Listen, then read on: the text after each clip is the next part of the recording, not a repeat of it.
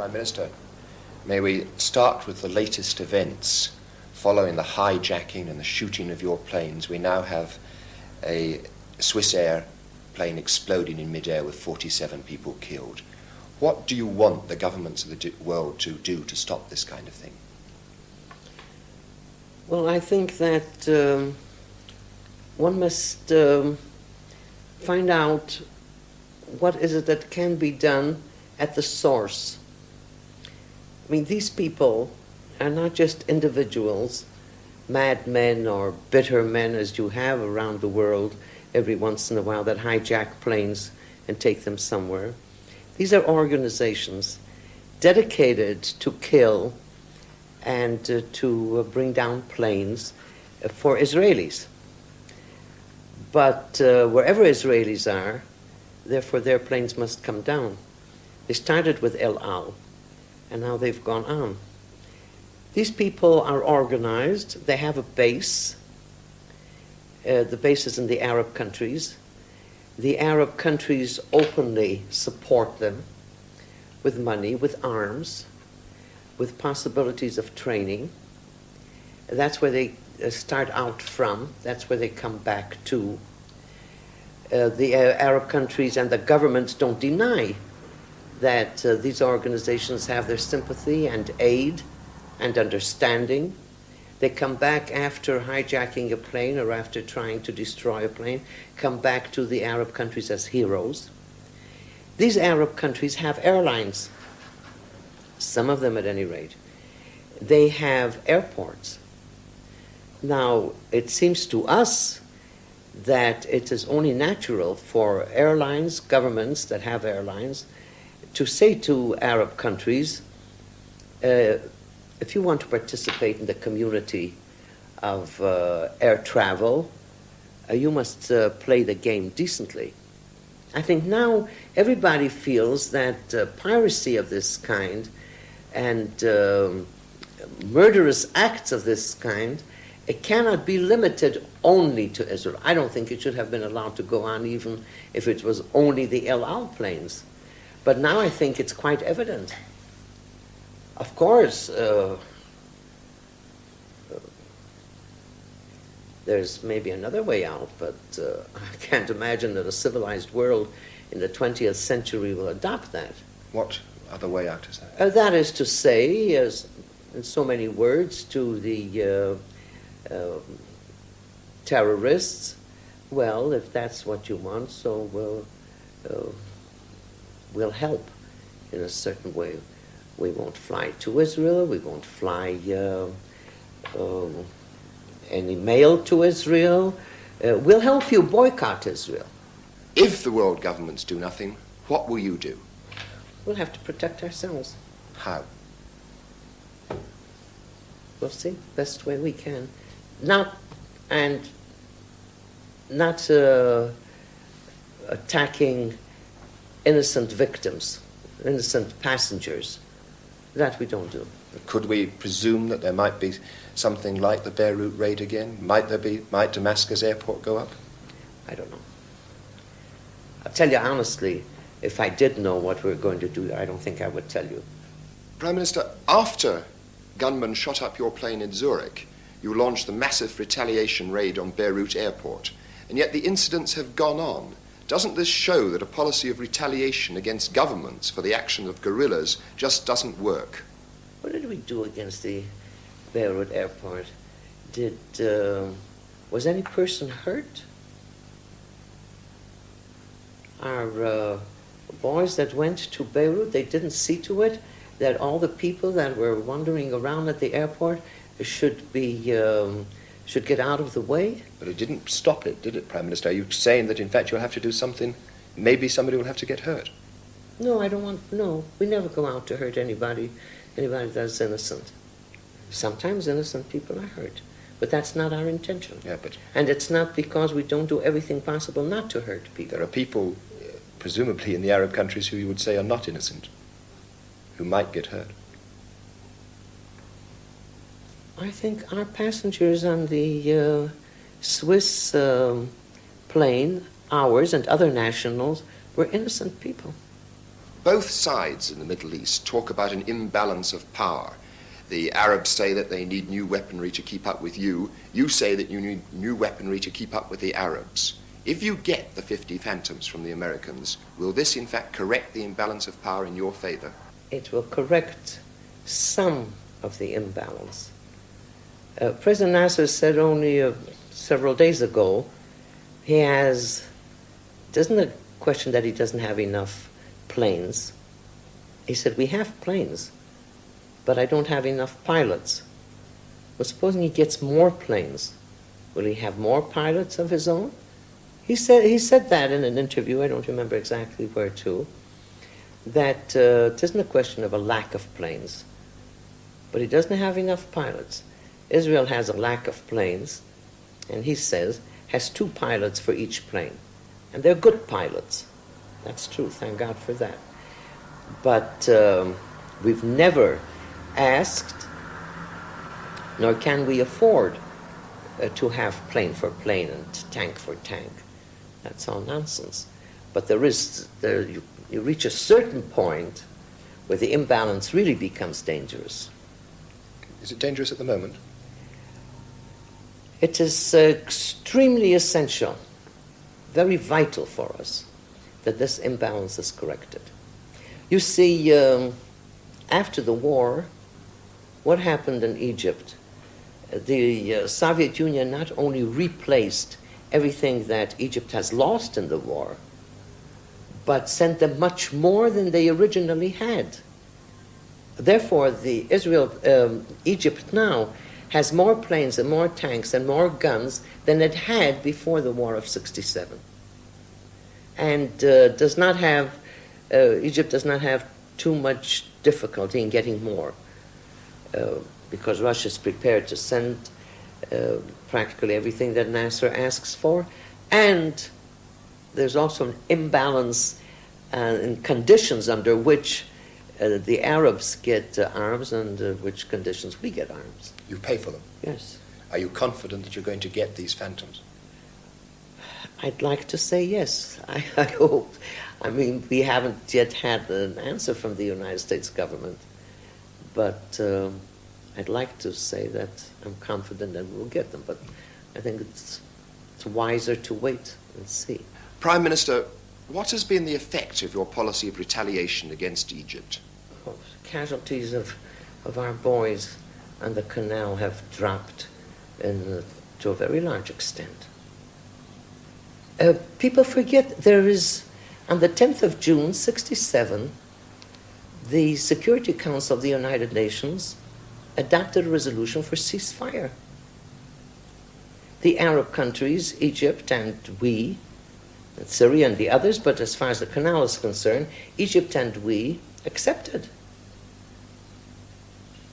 We're prepared to go back to that any minute. We've been saying this over and over again. We want peace. As long as there's no peace, ceasefire. Then let us, all of us, abide by the resolution of ceasefire. Ceasefire means that everything on the canal must be absolutely quiet, no shooting. The minute that Nasser says that he's prepared, we'll be happy to comply. But if there is shooting, then nobody can really tell us, now look, you must do exactly the same what the Egyptians do. They're a solid wall of men and tanks and guns. You have fewer, but that doesn't make any difference. You must only use the same way of shooting and shelling. There are no rules of that kind. But as long as Nasser does not abide by the ceasefire, he announced publicly that he doesn't recognize that there is a state of ceasefire and keeps on shooting. There's nothing in the world that can force us to use exactly the same methods as he uses against us. Then we're at a disadvantage of manpower and number of tanks and guns. He has a solid wall of men and arms facing us. We haven't. Therefore, we must use the most effective way that we can in order that our men should not be there just at his service to be killed. Prime Minister, is it your intention to bomb civilians when you have raids on the outskirts and suburbs of Cairo? Is there a country in the world that was at war that can really say never, never, never have they, against their desire and against their intention, hit somebody or hit something that has resulted in a tragedy? But isn't your present policy of bombing on the outskirts of Cairo likely to lead to other such mistakes or tragedies? I mean, for instance, it only needs one of your planes to be shot down and plough through a school or a hospital. These things must be reckoned for. Yes, but we didn't put military installations next to Cairo. We didn't plan it that way. And the fact is that there was only one instance of this kind. And everybody that sends out, everybody that's at war, knows that this has happened. We're terribly sorry this has happened. How many instances do people know in the world where two parties that are at war, that one should warn another party, look, there's a bomb there, take care of it? Because as soon as we realized that this terrible mistake was made, we acted. I mean, what was it's I don't want to be in the equal moral basis as our neighbors. But for 2.5 years, there is shelling from across the Jordanian border, and civilians, our children, are in shelters, living in shelters for 2.5 years. I haven't seen, nor read, nor heard that the world was so horrified. Do you consider you're on a superior moral basis to the Arabs? I think yes. I'm not happy to say that, because we intend to remain in this neighborhood. And we're convinced that the day of peace will come, and we want to cooperate with them. And when there will be peace, I think there will be no difference. And Prime Minister, Egyptian kids are taught to hate Israel. Aren't you in fact driving the lesson home to them? That's the beginning of their hatred? No, but it endorses it, doesn't it? But do you believe that we wanted to hurt their fathers or their mothers, whoever were in the factories? Let me tell you a story that I only heard yesterday, which is typical. In one of our kibbutzim right across the Jordan, that has been shelled day and night, and there are children there that don't know any other home except air shelters. And at one of the shelling, the father with a little boy of 4 was in the shelter, and the child was scared and cried. And the father said, look, don't worry, these are not the shells from the other side, these are our shells. And the child said, do they have shelters for the children on the other side? He said, because, the children are not to blame that their fathers are Fatah. Our children are not taught to hate. Well, Mrs. Mayor, I mean, if it was business, nobody makes a profit without risk, and the profit that you are going to make here is peace. Isn't it worth some risk for a short period? We think enough of our people have been killed for no reason whatsoever. And I refuse to believe that this is something that only we can profit by it.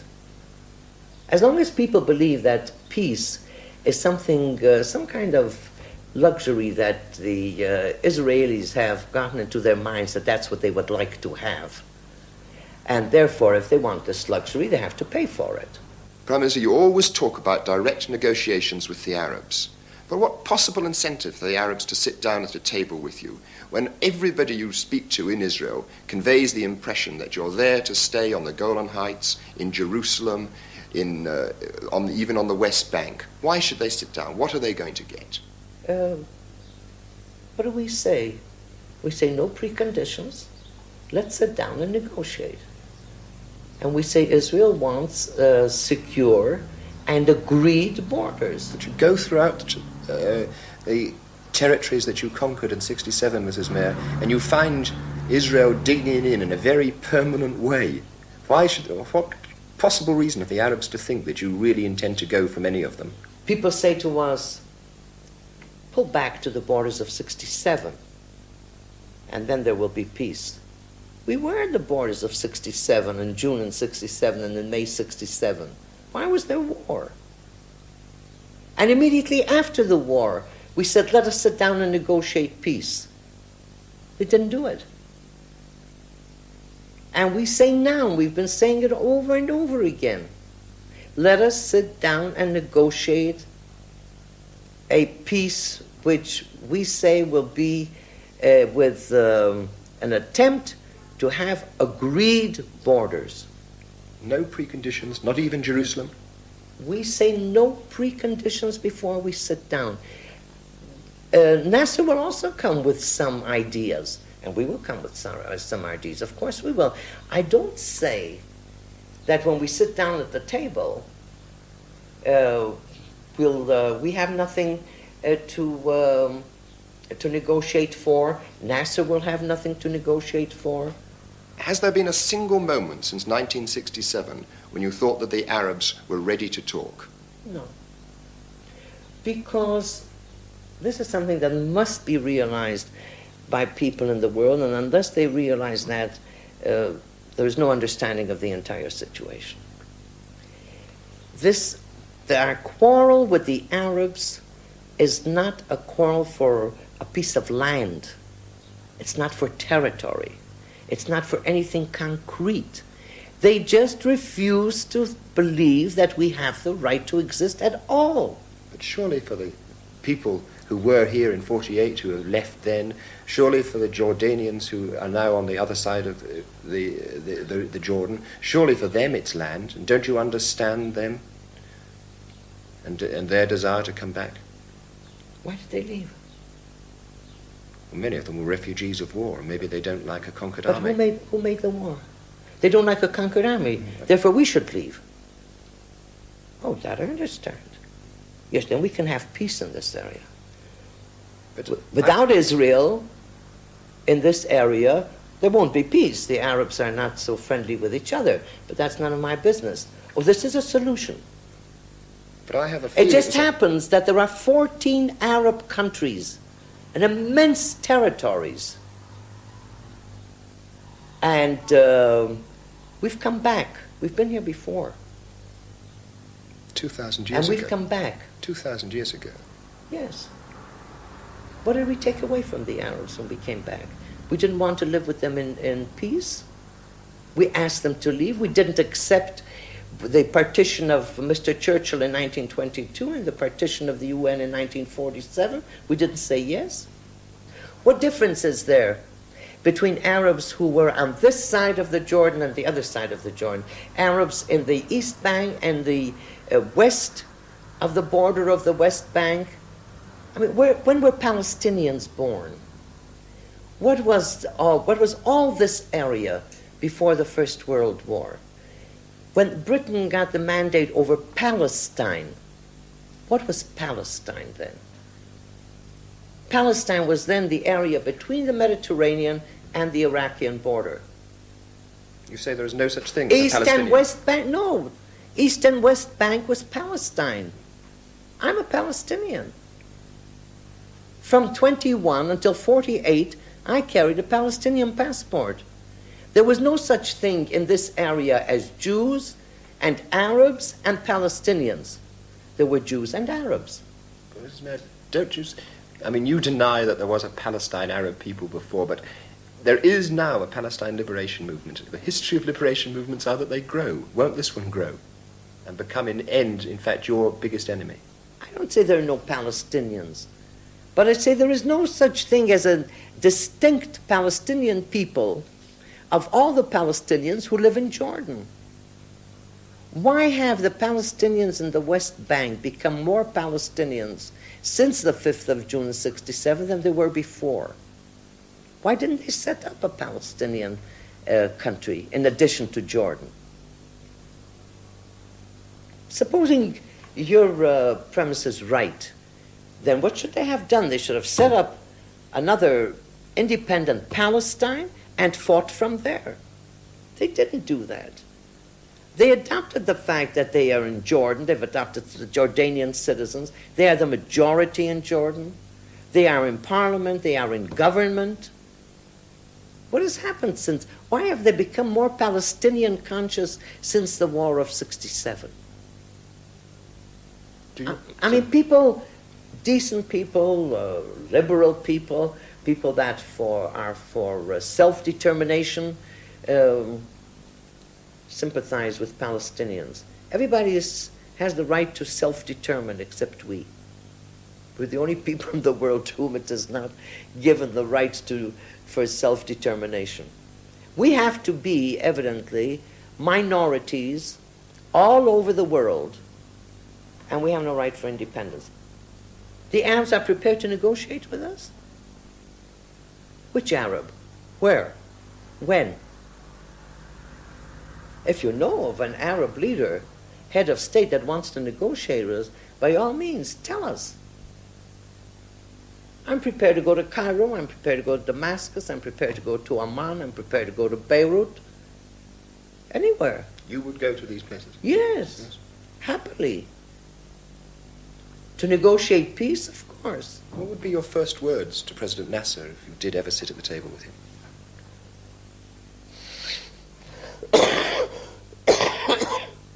I would say shalom, which means peace.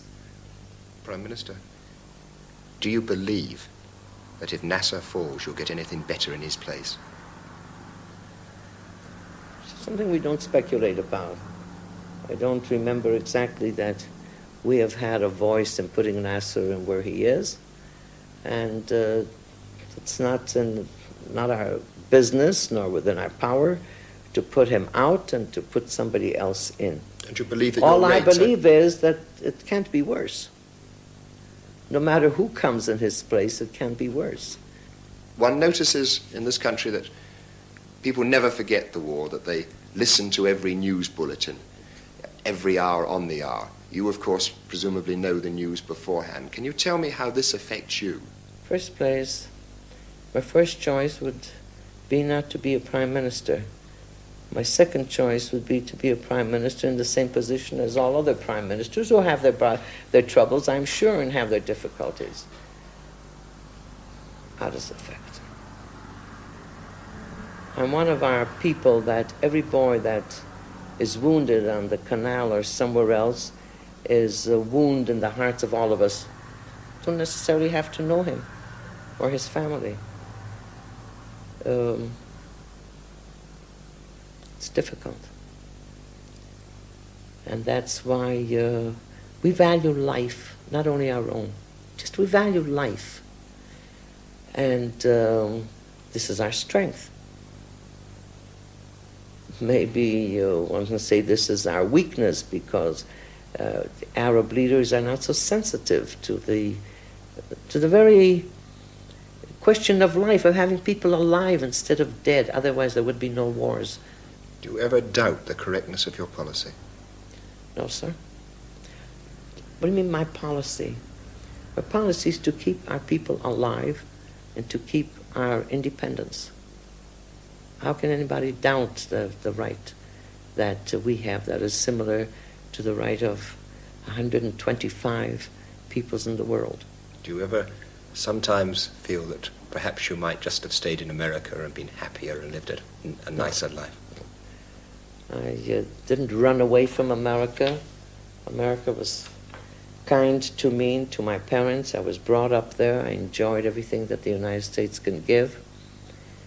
But I never regretted for 1 second that I didn't remain there and that I came here. But if you were brought up in America, what possible right have you to live in a land that was once Arab, whether he neglected it and left it a stony desert or not?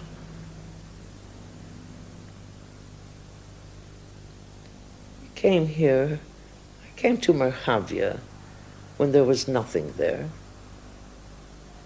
This land was deserted for centuries. We were driven out of this land. Is this where history begins? Twice we were driven out of this land, occupied by other powers. The Arabs, this is the only people, the Jewish people, whose life, independence, dignity depends on this piece of soil. The only people in the world, not the Arabs, They have this entire territory, the entire vast area, 14 independent countries. Isn't time, though, on their side, whatever you do? Why? Because they talk of fighting for 100 years, they talk of their population growing. Isn't time on their side? I don't believe it. You mean you want me to believe that things will never change? That they will go on shooting and killing? You want me to believe that generation after generation of young people in the Arab countries will have no other ideal except to kill Jews? I don't believe it. You are hopeful? I'm positive that this will not happen. I don't know how long this war will go on. Prime Minister, thank you very much.